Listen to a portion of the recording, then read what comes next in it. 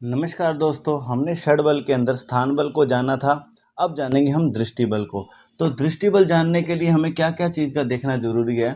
सबसे पहले अपनी कुंडली लेनी है। कुंडली के अंदर हमें देखना है कि कौन सा ग्रह योग कारक है, कौन सा कारक है, कौन से भाव पर सब ग्रह दृष्टि पड़ रही है, कौन से भाव पर उच्च ग्रह की दृष्टि पड़ रही है, कौन से भाव पर मित्र ग्रह की दृष्टि पड़ रही है और कौन से भाव पर मूल त्रिकोणी दृष्टि पड़ रही है। ये सब चीजें हमें देखनी होगी। ठीक है, तो सबसे पहले हम जानते हैं योग कारक ग्रह। योग कारक ग्रह मैंने मंगल लिखा है, तो मंगल कैसे हो गया? जो ग्रह केंद्र और त्रिकोण का मालिक होता है वो योग कारक होता है। मंगल केंद्र का मालिक है और त्रिकोण का मालिक है, यानी चौथे भाव में मंगल की राशि है और नौवें भाव में भी मंगल की राशि है। तो मंगल योग कारक ग्रह हो गया, क्योंकि इन राशि का स्वामी कौन होता है? मंगल होता है। अब ये समझ गए। अब सोचते हैं कारक ग्रह कौन सा है। कारक ग्रह है सूर्य, गुरु और मंगल। सूर्य कैसे हैं? देखो, जो त्रिकोण भाव के स्वामी होते हैं वही कारक ग्रह होते हैं। त्रिकोण भाव कौन सा होता है? पहला, पांचवा और नौवा। पहले भाव का स्वामी सूर्य, पांचवें भाव का स्वामी गुरु और नौवें भाव का स्वामी मंगल हो गया। ठीक है, तो हमें मंगल को योग कारक मानना है, कारक नहीं मानना, ये हमने पहले बताया हुआ है। ठीक है, तो योग कारक ग्रह कौन सा हो गया? मंगल। और कारक ग्रह कौन सा हो गया? सूर्य और गुरु। ये हो गया। अब देखते हैं सबग्रही। सबग्रही वैसे तो मंगल है और शुक्र है, लेकिन हमें यहाँ पर दृष्टि देखनी है। तो दृष्टि देखनी है, सबग्रही दृष्टि किसकी है? सूर्य की सबग्रही दृष्टि है। कैसे? सूर्य की सातवीं दृष्टि अपने पहले भाव में पड़ रही है। पहले भाव में सूर्य की अपनी राशि पांचवी है, तो इसलिए सूर्य की सबग्रही दृष्टि है। और गुरु की सबग्रही दृष्टि, गुरु की सबग्रही दृष्टि कैसी है? गुरु की दृष्टि कौन सी होती है? यहाँ पर गुरु की दृष्टि देखो, गुरु की दृष्टि होती है 5, 7, 9। ठीक है, ये सबकी दृष्टि लिखी हुई है। सूर्य की 7 होती है, चंद्र की 7, मंगल की 4, 7, 8 और बुध की 7, सातवीं दृष्टि होती है, अपने से सातवें देखता है। ठीक है, गुरु अपने से 5, 7, 9 देखता है और शुक्र अपने से सातवें भाव को देखता है।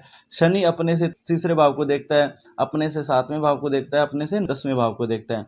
और राहु केतु जो है वो अपने से 5, 7 और 9वें भाव को देखते हैं। तो ये आपको पता ही है। तो हमें देखना है सूर्य सातवीं दृष्टि से अपने भाव को देखना है, यानी अपनी राशि अपने घर को देखना है। और गुरु पांचवी दृष्टि से 1, 2, 3, 4, 5, पांचवी दृष्टि से ये पांचवें भाव को देख रहा है। पांचवा भाव में गुरु की अपनी राशि यानी सब ग्रही दृष्टि है, यानी गुरु इस भाव को अच्छा करेगा क्योंकि वो यहाँ पर अपने ही घर को देख रहा है। सातवीं दृष्टि से वो अपने घर को नहीं देख रहा। ठीक है, गुरु की सातवीं दृष्टि भी होती है, नौवीं दृष्टि भी होती है। नौवीं दृष्टि से भी वो अपने घर को नहीं देख रहा है, लेकिन पांचवी दृष्टि से वो अपने घर को देख रहा है। तो ये हो गया सबग्रही दृष्टि। और शनि की सबग्रही दृष्टि, शनि की सबग्रही दृष्टि कैसी? 1, 2, 3, 4, 5, 6, 7, 8, 9, 10। ये दसवीं राशि शनि की होती है, यानी 10 यहाँ पर 8वें भाव को शनि सबग्रही दृष्टि से देख रहा है। शनि की दृष्टि तीसरी भी होती है, लेकिन तीसरी दृष्टि से वो अपने भाव को नहीं देख रहा। सातवीं दृष्टि से भी वो अपने भाव को नहीं देख रहा। ये अपनी उच्च राशि को देख रहा है, लेकिन अपने भाव को नहीं देख रहा। सातवीं शनि की उच्च राशि होती है, लेकिन जो 10वीं राशि होती है वो शनि की आपकी खुद अपनी राशि होती है। तो शनि जो है अपने भाव को 10वीं दृष्टि से देख रहा है। तो शनि सबग्रह दृष्टि हो गई, मैंने तीनों लिख दी। उच्च का हम बाद में बात करेंगे। मित्र दृष्टि देखो, मित्र दृष्टि किसकी है? सूर्य और गुरु की। कैसे? सूर्य की दृष्टि गुरु पर पड़ रही है तो गुरु सूर्य का मित्र है। ठीक है, और गुरु की दृष्टि सूर्य पर पड़ रही है तो सूर्य भी गुरु का मित्र है। तो ये दोनों एक दूसरे के मित्र है, ये समझ लो। तो ये दूसरे की मित्र दृष्टि हो गई। बाकी और किसी की देख लो, जैसे मंगल की दृष्टि शुक्र पर पड़ रही है तो मंगल और शुक्र ये तो मित्र नहीं है, ये तो शत्रु है। ठीक है, तो ये मित्र दृष्टि नहीं मानी जाएगी। ठीक है, जैसे चंद्र की दृष्टि मानेंगे तो 1, 2, 3, 4, 5, 6, 7 शनि पर पड़ रही है तो ये भी मित्र दृष्टि नहीं है। ठीक है, मित्र दृष्टि कौन सी होती है? जो उसका मित्र होता है। तो ये जान गए। अब आता है मूल त्रिकोणी दृष्टि। मूल त्रिकोणी दृष्टि गुरु की। गुरु मूल त्रिकोणी दृष्टि से देख रहा है। गुरु की मूल त्रिकोणी राशि कौन सी होती है? मूल त्रिकोणी राशि होती है नौवीं राशि, जो मूल त्रिकोणी राशि होती है। तो इसको गुरु देख रहा है। ठीक है, ये समझ गए।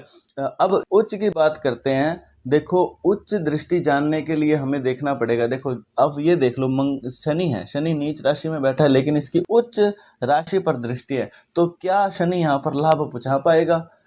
तो इसका आंसर है नहीं। तो क्यों नहीं है? वो हम एक कहानी बहुत प्रचलित है उसके माध्यम से जानते हैं। जैसे कोई 9 दोस्त होते हैं, वो एक आम खाने के लिए आम के पेड़ पर चढ़ जाते हैं, तो कोई 1-2 तो चढ़ पाता है, बाकी कोई नीचे रह जाता है, कोई बीच में रह जाता है, ऊपर तक नहीं पहुंच पाता। जो ऊपर पहुंच गया वो उच्च के हो गए, जो नीचे रह गया वो नीच के हो गए। अब आप ये देखो, जो उच्च के हैं, जो ऊपर पेड़ पर पहुंच गए हैं, वो फल, आम का फल खा भी सकते हैं और आम का फल तोड़कर नीचे नीच वाले ग्रह को दे भी सकते हैं, यानी जो नीचे हो गए वो नीच वाले हो गए, उसको दे भी सकते हैं। तो ये डिपेंड किन पे करता है? उच्च पर डिपेंड करता है। जो उच्च का होगा वो खुद भी अच्छा होगा और नीच वाले को भी वो लाभ पहुंचाएगा। लेकिन जो नीच का है, जो नीचे खड़ा है, वो ना तो फल खा सकता है, ना ऊपर वाले को, उच्च वाले को वो फल दे सकता है। यानी जो नीच वाला होता है ना, वो किसी को लाभ नहीं पहुंचा सकता।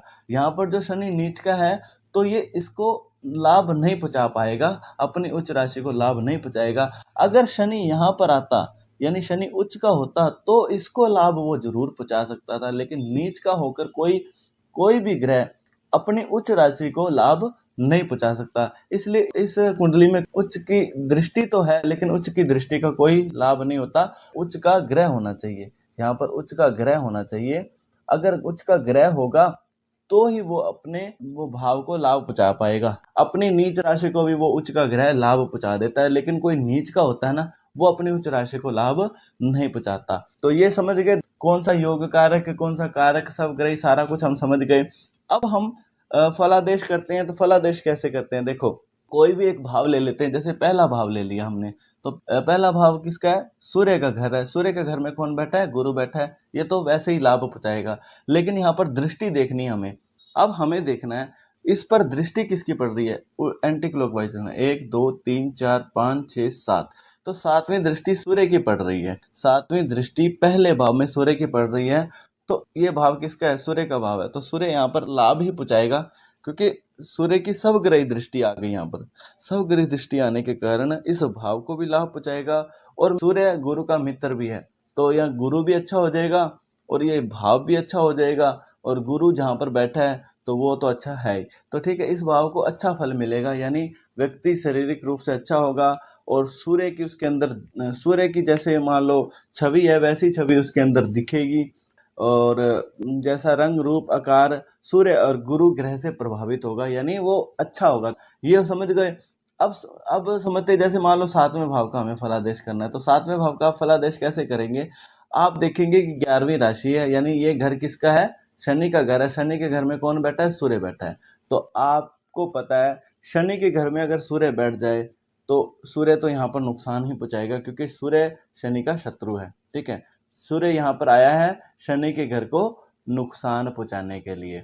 अब ये देखो, अब हमें देखना है इस भाव पर किसी योग कारक ग्रह की दृष्टि, कारक ग्रह की दृष्टि, मित्र ग्रह की दृष्टि, ये मूल त्रिकोणीय दृष्टि तो नहीं है। ये हमें पहले देखना पड़ेगा।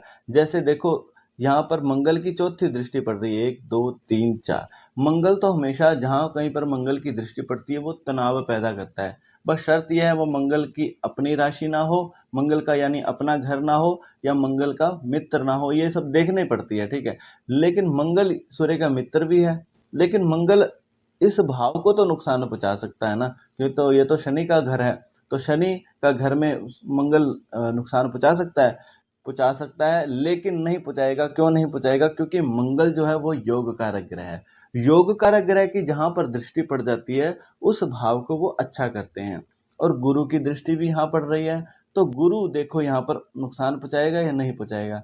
नहीं पहुंचाएगा, क्योंकि गुरु जो भी है वो भी कारक ग्रह है। ठीक है, गुरु कारक ग्रह और सूर्य भी कारक ग्रह, तो यानी यहाँ पर कारक ग्रह खुद बैठा है, तो वैसे ही वो लाभ पहुंचाएगा। कारक ग्रह की दृष्टि है तो और लाभ पहुंचेगा, ऊपर से योग कारक ग्रह की भी दृष्टि है तो और लाभ पहुंचेगा। यानी यहाँ पर इस भाव को ज्यादा नुकसान नहीं होगा। यहाँ पर कारक योग कारक ग्रह की दृष्टि है, कारक ग्रह बैठा भी है, तो इसलिए इस भाव में मिले जुले फल मिलेंगे, थोड़े अच्छे फल मिलेंगे, बुरे फल नहीं मिलेंगे। तो ये समझ गया, इस तरह से दृष्टि बल देखी जाती है। मुझे उम्मीद है आपको ये सारा चैप्टर समझ आ गया होगा। तो आज के लिए बस इतना ही, तब तक के लिए जय श्री राम।